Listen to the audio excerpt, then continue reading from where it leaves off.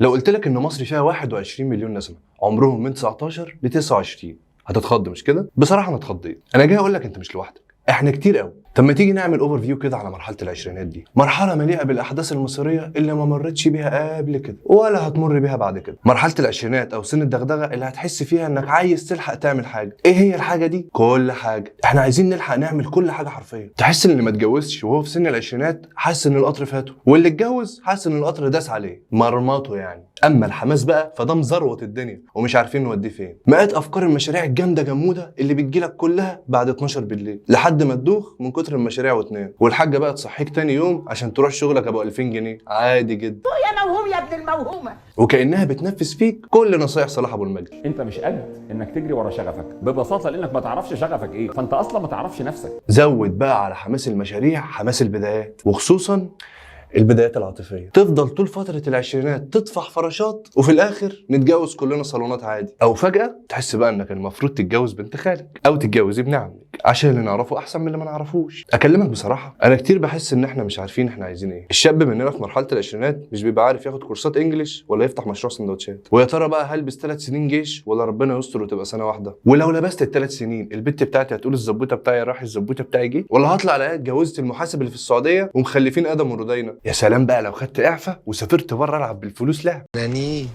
وبلانك وفلوس بالكم في البنك ومليش في كلام، ولا اقعد بقى وسط اهلي واشتغل شغلانتين في اليوم، والبنت بقى مش عارفه تشتغل في الهاند ميد ولا تتجوز وتتستت في البيت وتعمل بقى رز وبسله، ولا تدور بقى على وظيفه حكوميه عشان لما تتجوز وتتستت تبقى بتشتغل برضه. مرحله مليانه بفيديوهات التنميه البشريه يفضلوا بقى يقول لك قوم وابدا وحاول وقع وقوم تاني، او بصلاح ابو المجد يقول لك انت عارف البيعه اللي بتخلص، طب هشوف وابقى اكلمك وتسيح منك دي باظت.